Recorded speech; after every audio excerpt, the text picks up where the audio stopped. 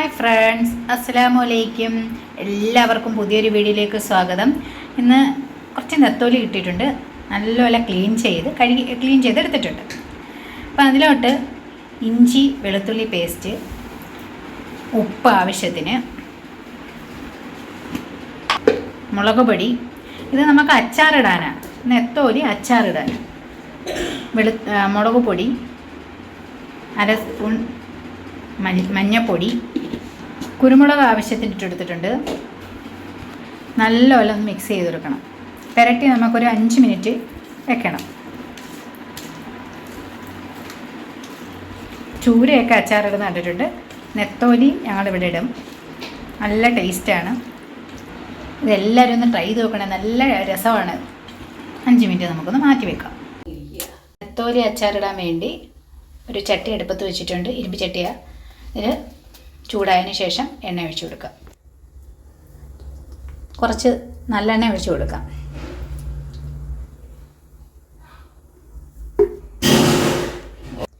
നമുക്ക് നെത്തോലി എണ്ണ ചൂടായിട്ടുണ്ട്. എണ്ണയിലോട്ട് ഇട്ട് കൊടുക്കാം.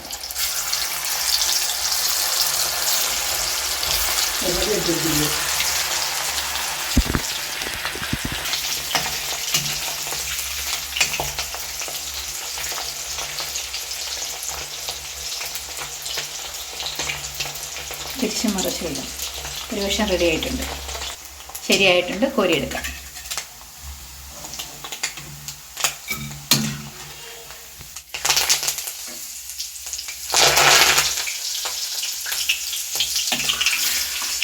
കറിവേപ്പില ഇട്ടുകൊണ്ട് നല്ല മണം കിട്ടും.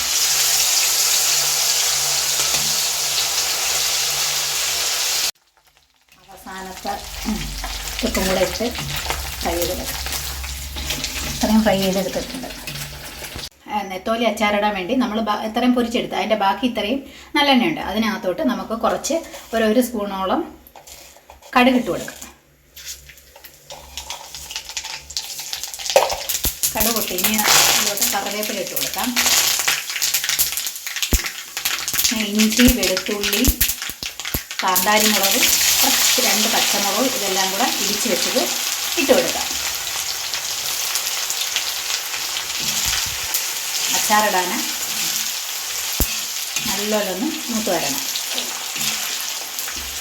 നമുക്കിനി മീനൊക്കെ ഇല്ലാത്ത സമയത്ത് നമുക്ക് എടുത്ത് കഴിക്കാനും നല്ലതാണ്. കുട്ടികൾക്ക് സ്കൂളിൽ കൊടുത്തുവിടാൻ നല്ലതാണ്.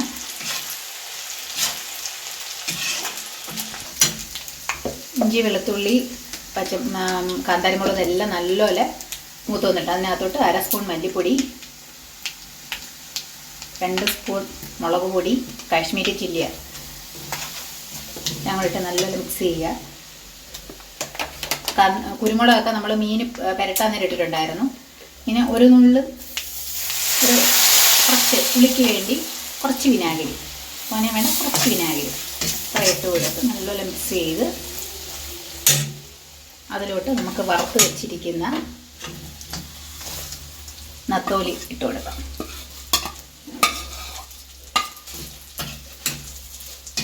നല്ലോണം മിക്സ് ചെയ്യാം. കുറച്ച് കായപ്പൊടിയും ഇട്ട് കൊടുക്കാം. തീ ഓഫ് ചെയ്ത് കുറച്ച് കായപ്പൊടി ഇട്ട് കൊടുത്ത് തീ ഓഫ് ചെയ്തു. ഇനി ഇതിൽ നിന്നൊക്കെ വെള്ളം ഇങ്ങനെ ഊറി വരും. ആവശ്യത്തിന് ഉപ്പ് ഇട്ട് കൊടുക്കണം. നമ്മൾ നെത്തോലി ഫ്രൈ ചെയ്തതിനകത്തൊക്കെ ഉപ്പുണ്ട്. പിന്നെ കുറച്ച് നോക്കിയിട്ട് ഇട്ട് കൊടുക്കണം ഈ സ്റ്റേജ് ആകുമ്പോൾ. ഇതിൽ നിന്നെല്ലാം ഇനി ഊറി ഇറങ്ങും അച്ചാറ്. ഇനിയിപ്പോൾ ഇതെല്ലാം നല്ല മുരിഞ്ഞിരിക്കുമല്ലേ, ഇതൊക്കെ സെറ്റായി 2 ദിവസം കഴിയുമ്പോൾ നല്ല രീതിയിൽ കിട്ടും.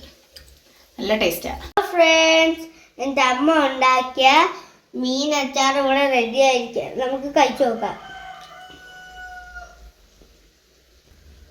Super taste. ഇതെല്ലാം ട്രൈ ചെയ്തിട്ട് ഫീഡ്ബാക്ക് തന്നെ.